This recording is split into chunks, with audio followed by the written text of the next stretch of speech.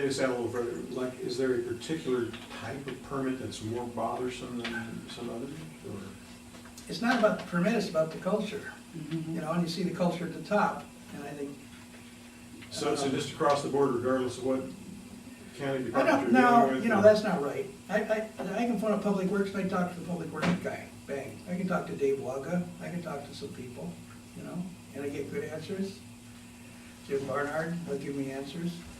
You know, it isn't every place. So what office can you identify as, let's see, just So causing that planning's particular problem you just difficult, described? DCD is, everybody knows that's dysfunctional. And nobody, the only guy that can fix DCD is some guy that's dealt with the thing. People like, What the DCD is. Department of Community Development, everything you build or remodel or rezone or whatever, it's gotta go through DCD, which is planning. I mean, it's the tip of the spear as far as growth goes, change. And it's a system that's, you know, inscrutable. You can't, like I said, I've been there for 45 years and I can't figure it out. I got engineers that can't figure it out. It just costs lots and lots of money and lots of time. So if they don't wanna do something, they just don't do it. How would you change that culture? Well, first you gotta recognize that's the culture. And then you gotta get the people together, like they do at Lowe's or something, and have a cheer in the morning or something. You gotta tell them who's really the people, that's who, you know, that they have some respect for them. And if they don't have some respect, then you have to have some system where people can complain, get something done. So to that end, I'd like to take some of this ridiculous $110,000 and just partially fund some people's advocate over there. And I'm sure you can get volunteers or whatever to go behind the counter and get the thing done for you. Because you just get pat answers. I get pat answers. I've been doing it. I have to send people over there that know exactly what my problem is, because I can't even ask the questions anymore because they get some answer and I go, well, is that right or wrong? I don't know. You know, it's like doing your income tax. You know, if you have, and that's just a simple 1040, I gotta get help. So if you had an advocate and he was there, a couple advocates, you had a problem over there, I'm just talking about the DCD. Now, if we did some,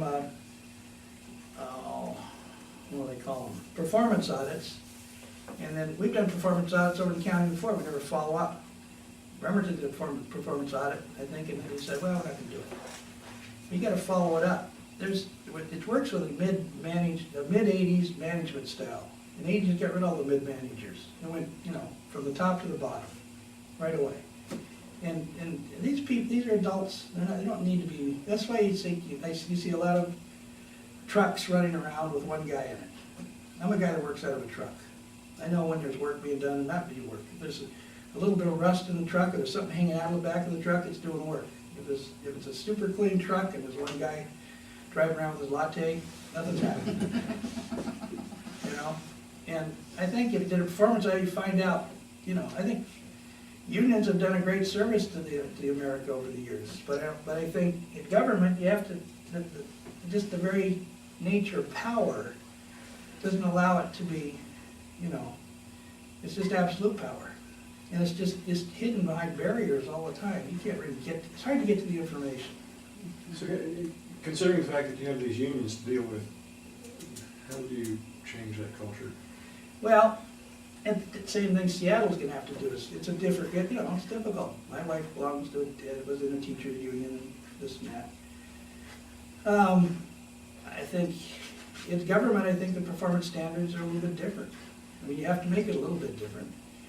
There are people there with, my wife, when she retired was from teaching, she had a master's and, you know, whatever, gazillion other credits. She's making $50,000 a year after 34 years. We got people over there that have been there for 25 years with, that get $60,500. I think it chopped it back 10%. But, you know, that, and then they get the health benefit thing. I'm not really sure what that is, but that's, talking to a guy who used to know, that's, you know, pretty good benefits. I don't know if they're contributing to that or not. I mean, look at all the facets. It's hard to get, you know, it's supposed to be all open government, but it's hard to get the information.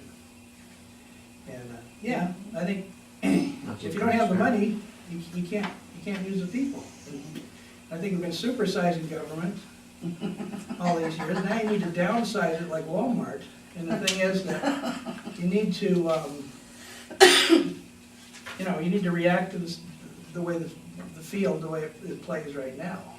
You can't just, they're concerned about keeping the same enclave, the same operation, the same standard of whatever. But sometimes you gotta drop the standard a little bit. You can't afford the standard. Maybe the standard's just too much. All these white clean trucks, maybe you shouldn't wash them so often. Maybe, I think they rotate the trucks out every 5 years. I think in Seattle it's 10 or 15 years or something. You're gonna run a business, you run the truck that runs in the ground. As long as it's running, that's all you want. Get the guy to the job. I don't care how good they look. I mean, obviously. I mean, you, me, we're not paid for being beautiful people, They just want the job done. I don't care what it looks like, while they're getting to the job. So I mean, I think it's just a culture that needs to be called on the table and have somebody behind the scenes that can, and people don't even know when they're getting twisted around. There was a woman who came in, every time I go into DCD, somebody will come in, a woman came in last time and wanted to build a garage. Oh, well, here's the thing for the garage. Well, first of all, you gotta go to the, if you wanna build a garage in your property, you gotta go down to the health department to find out where your septic field, your reserve field, and if that isn't satisfactory, then you have to have them come out and check this. This is months and months and months to do this. Then you take a plan, but that's not good enough, you have to get an engineer. So I mean, she doesn't know all the steps. What you need to do is go down and codify the thing. This is a step for these. There's not that many things you do. This is a step you need to do. You can probably get somebody to write it for free, like the Home Builders Association. This is how you get it done. So when you come in and do the garage, the woman doesn't just wander out going thinking, yeah, when I want to do the garage, then we're ready to go. Well, no. I've got a guy, a 91-year-old guy. We spent 3 years trying to get a 91-year-old guy and his wife who had back surgery. I built him a Victorian house about 25 years ago. Tall, skinny, bedrooms on the second floor. He's 91, so we remodeled. We put in a plan to remodel the house to the county to put a master bedroom on the main floor, kind of jazz up the kitchen for a little family room, and a bathroom where you can kind of walk in.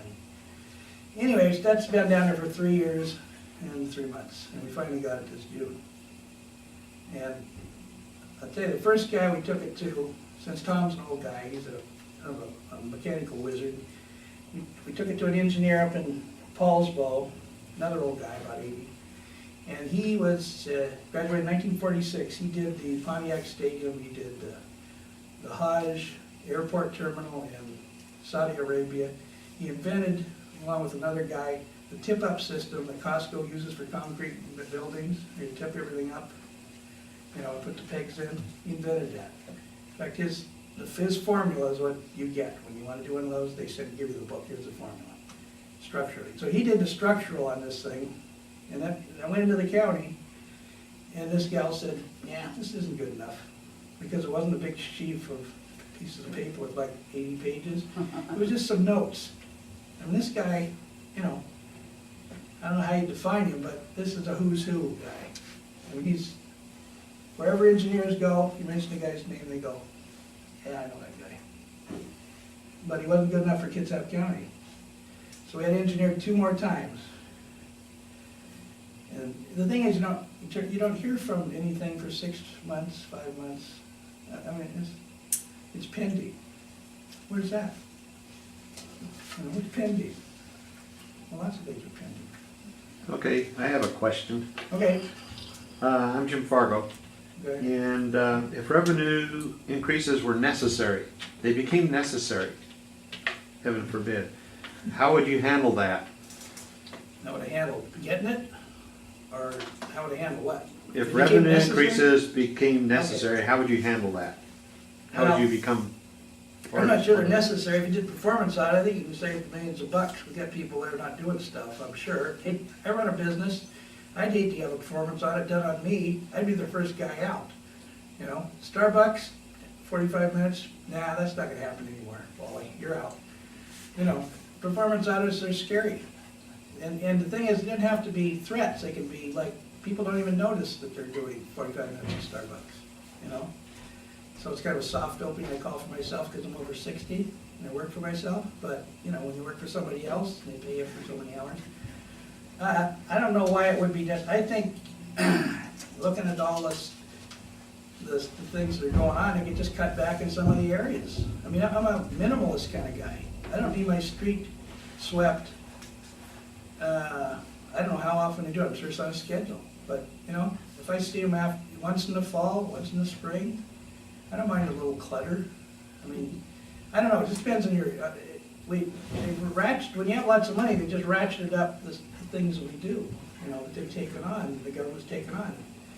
You know, I'd never take money away from, or food out of kids' mouths or old people, you know, but, no, that's, you know, I wouldn't do that, but there's maintenance issues that maybe don't have to happen, and maybe we need to take some of the maintenance issues, and things that we do in the county, maybe we need to farm them out, or just get some other bids or something, and do that. I don't know, you know, it's a culture that's growing and growing and growing. And it just seems like it's out of control. Thank you.